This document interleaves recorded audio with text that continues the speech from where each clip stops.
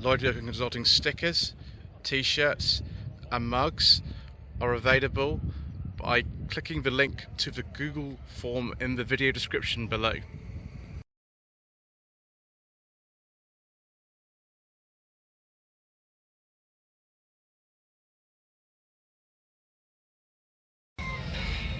Good afternoon.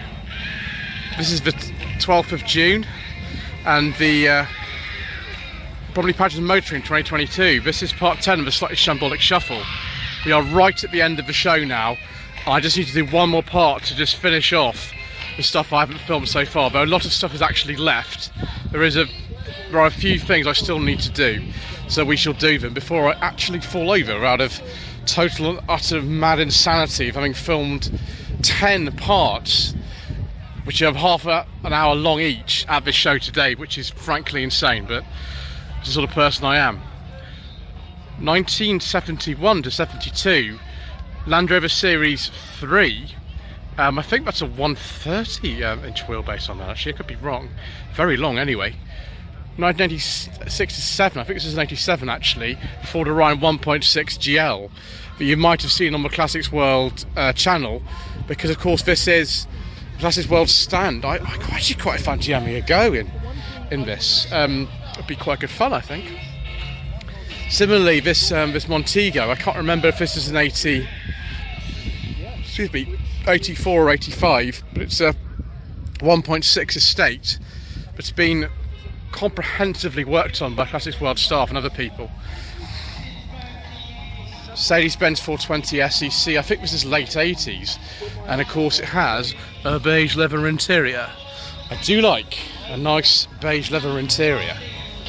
Very, very nice. So I've got some bubble cars here. An Isetta, 1972 to 3 Bond Bug. Messerschmitt, I think FMR was maybe the British version of this. I can't remember now. Another Rosetta here. I think they were built in Brighton or something bizarre like that. That's the pre-suffix one, which means it's pre-63. Possibly 64, 65. Sometimes pre-suffix plates are 64, 65, but it's more common for them to be pre-63. Honda-powered 1972 to 3 Mini, and something here that I don't even know what this is. I think it's a Turner. Yeah, it's a Turner, so it's a very eccentric British sports car. Right, let's go and see what else is actually left here. Goodness me, 1995. Fiat Uno Start. This was the base model. It's a really late one as well, because the Uno I think finished in 1995 in this country. And my gosh, it's for sale. As Mr. Bill from Fuel Power would say, this could be yours. It's really, really clean. It's amazingly clean, actually. That's pretty crazy. Wow. Another one of these simulators. I don't know if we filmed this one yet or ready or not, but here it is. So 1978 to 9. This one's for sale as well.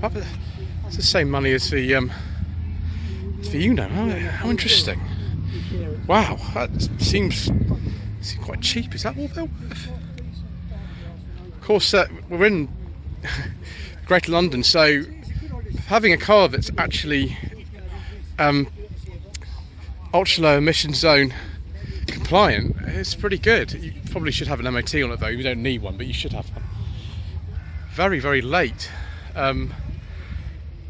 Volkswagen bay window 62 plate. My gosh, I think 2013 was the last year for these, and this must be one of the last ones. There we go. Excellent. Dodge Ram pickup, 1989 to 90. I don't think I've ever seen one of these in a long time, actually. Interesting. Another R129 Mercedes-Benz here. It's quite a late one. Yes, X, so it's one of 2000. This one's for sale as well, £8,000. Best offer over £8,000. Buys today. Cool mark. Beige leather interior, viewers. I do like a nice beige leather interior. He's even got the beige leather interior on the soft top. It's only an SL280, but I mean that would do for me. 1987 to 88 Volkswagen Golf Mark 1 Cabrio. This one's for sale as well. This could be yours. Called Gary. I'm sure Gary will oblige if you want to buy his lovely Volkswagen. A little picnic there of a little friend. He's trying to get away. Ooh. Another Mark 1 Golf Cabrio. The clip of this one's 1990 to 91. This one could be yours as well. There we go. A Toyota Yaris Verso. Gosh, I suppose these are classics now. I mean, here the classics is defined as before 2012. So there you go. That one's not got visual plate on it, so I don't know exactly what year that is, but there we go. People who used to own these used to love them. Got some leaving now, postal things. I don't think that Austin Morris J4 van is something we can talk about on the channel, unfortunately, viewers. Never mind. Or was that Wolseley again? Very nice. Right, we are going to have to just go over here before actually literally everything leaves and I have nothing left to film. 1979 to 1980 Morris Marina. I think this is a Series 3 or Mark 3, I can't remember what terminology is, but a very late one just before the Ital. This is the 1700 HL, so it's quite near the top of the range actually, this one. It's a very nice colour. It's probably seen this some before, but I might be wrong. Maybe we'll put the BMC Leyland Show or something like that. Princess 2200 HLS, 1978 to 9 registration. They weren't actually called the Austin Princess or the Leyland Princess. They were just called the Princess. They didn't have a mark. Although when they were registered, individual dealers would write something like Leyland Cars or Austin or something like that. But yes, you can call them the Leyland Princess, I suppose, but they were disbadged as a Princess, and as you can see, it's under the Austin Morris Group of British Leyland. This one's the 6-cylinder 2.2 E-Series engine. Oh, a Vanden Plas. I do like Vanden Plas viewers of any type. But I don't think you've even got a rev counter this. I don't think you have a Rively you've got one. Anyway. But this is yes, 1968 to 9 Vanden Plas Princess 1300 based on the ADO 16 platform. Very, very nice. Oh, viewers, I like this. 1991, 1992 Ford Sierra with headlamp wipers, and this one for sale as well. Wow, fantastic. I'm called Keith on 777 294 978. I wonder what specification this is. A very late Sierra. It's a final facelift one, isn't it? Oh, it's a gear. Very nice. Yeah, low mileage. Yes, well, it's just going in my video, so people will be able to see if it's for sale. It's a nice colour. Oh, it's an auto. Auto, yeah. Yeah, I really like that. I have the money to buy that, viewers, but I do like that. Capri Mark 3 laser. Again, quite a late one. It seems to be the way with a lot of the Capri lasers. They're supposed to be like a run-out special edition trim, but they continue for quite a few years. So yes, 86 or 87, production finished late 86. 1977 78 MG BGT V8. This would be like a later conversion, I would imagine. This one, because I think the official ones were only sold to about 75, but I could be wrong. Ford Granada. This is a post facelift. I can tell straight away by the mirrors actually. And this has had, oh my gosh, a massive engine put in it. 5.7 litre V8 in it. I don't know what year it is. That's a personalised plate, so I don't know. But it's a facelifted one. RS steering wheel. Quite a few modifications to that one. That must go very, very quickly. Ooh, 1989 to 90 Ford Orion Mark II gear. And I think, yes, we do have a 2 litre engine with electronic fuel injection, so that's going to go quite fast as well. 1985 to 1986 Ford Escort Mark III Estate. So that gear lever was from a Ford Puma, I think. Oh yes, it's got a Puma engine in it. Very good. 1986 to 7 Ford Capri 2.8 injection. I forget the name of this colour. It's very nice. I just forget the name of it right now. Ford Cortina Mark IV, 1977 to 78 registration. This one's had a bit of a swap in here as well, hasn't it? It's a 2.3. Does that mean that 2.3 engine is the one that was later fitted to the Mark IV Scorpio or something? It must be. It's a 16 valve head. So does I just gone answer my own questions, can't I, viewers? Don't know why I even sort of bother sometimes asking these questions, because I actually know the answer myself. It's a bit silly. Right, we've got some Panthers here. Can't say I know an awful lot about them. There's the Calista. I think the other one's called the Lima. I think this is the later one. After 82, which is when they stopped making the Lima. This is a Ford engine though. This is 83, 84 registration. Yeah, we got some Ford bits in it. This is auto. I didn't realise you could have an auto. That's interesting. It's a 2.8. Wow, that's a bit of a fast one then. So yeah, another Calista. 86, 87 registration. Still got the old PMC 1800 door handles on this. Might well be another 2.8. Yes, this one is a 2.8. Someone's laid an insert for like a sort of Ford steering wheel there. This is a Lima. This is an earlier one. 1970 and 78. Got MG midget interior door handles actually. You can see there. And yeah, probably some Vauxhall bits in there. Probably from a Chevette or something like that. Let's have a look at let's have a Calista here.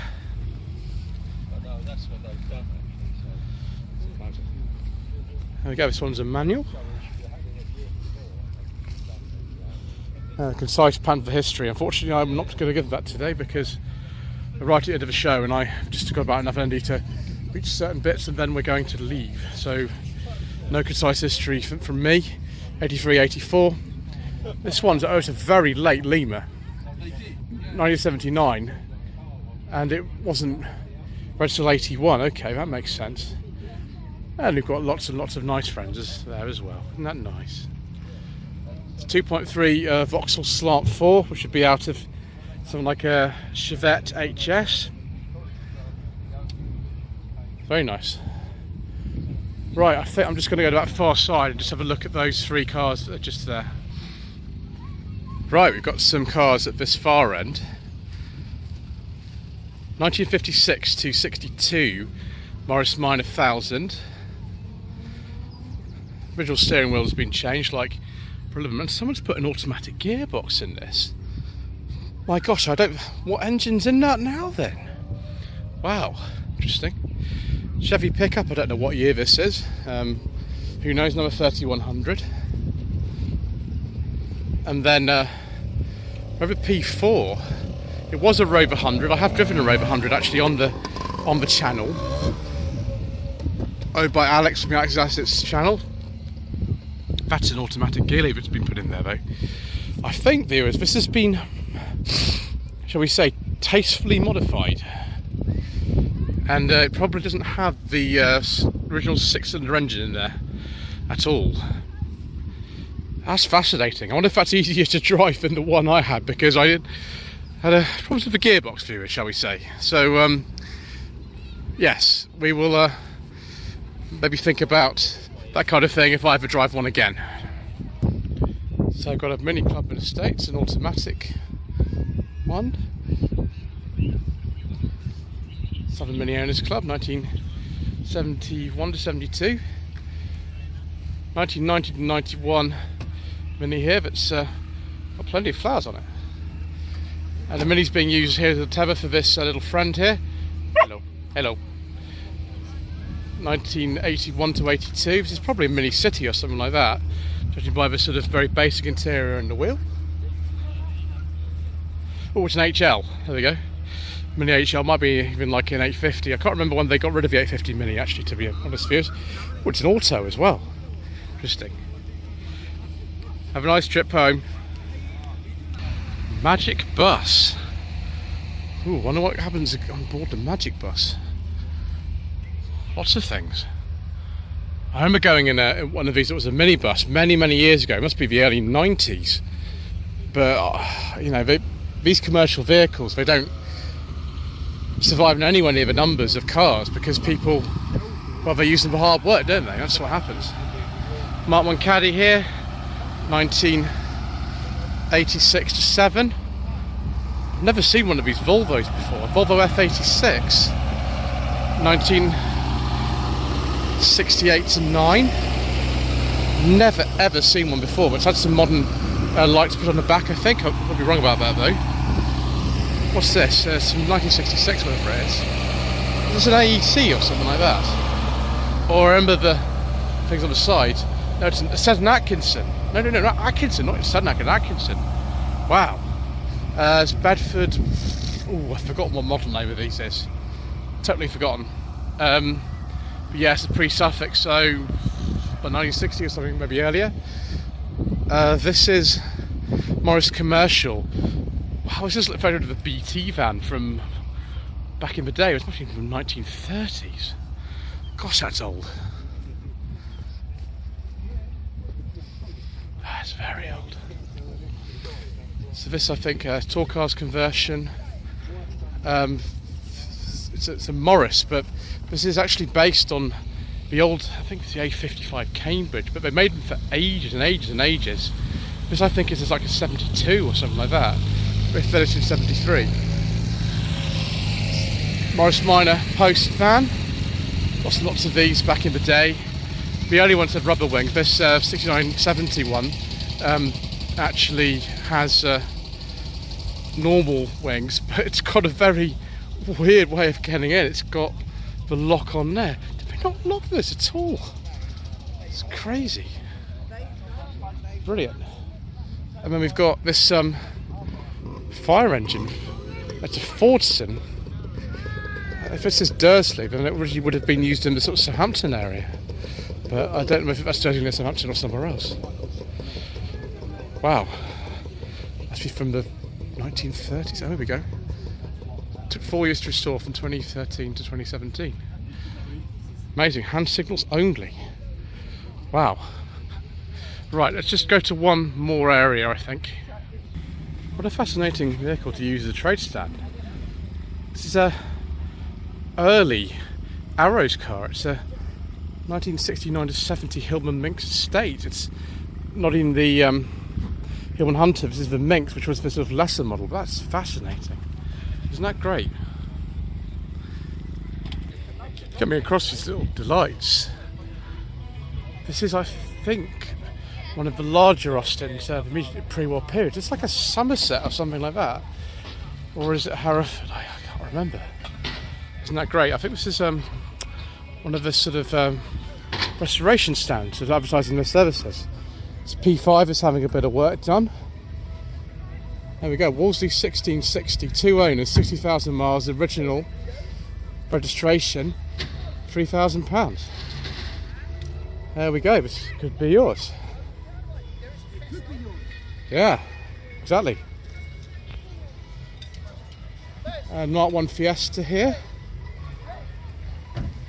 This reminds me of the one that my uncle had a long time ago. Left-hand drive. Wow. I don't know where this is from. Oh, okay. Is that Trieste? It's from Italy. Wow. That's amazing. And then a lovely Mark 1 Cortina here as well. So early, it's a console Cortina, right? So it must be a 64. And of course, yeah, it has a 64 plate. That's beautiful. Also got a Rover P5 Mark III sitting in there, so I think that's with the 6-cylinder ones. Fantastic.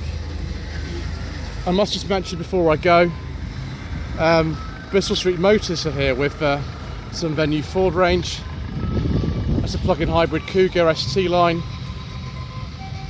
That is a Mach-E GT and a Focus ST in quite a crazy colour. Actually, the facelift of these generally is a bit crazy. Anyway, I think it's time for me to go. Thank you ever so much indeed once again for watching. Please don't forget to subscribe to the channel, like this video and leave a comment below. And thank you to all of those, especially if you've watched all the way through all 10 parts. I honestly can't believe I filmed today continually for over 5 hours. I think it's time for me to go in a hotel where I have a live stream to attend. Thank you again.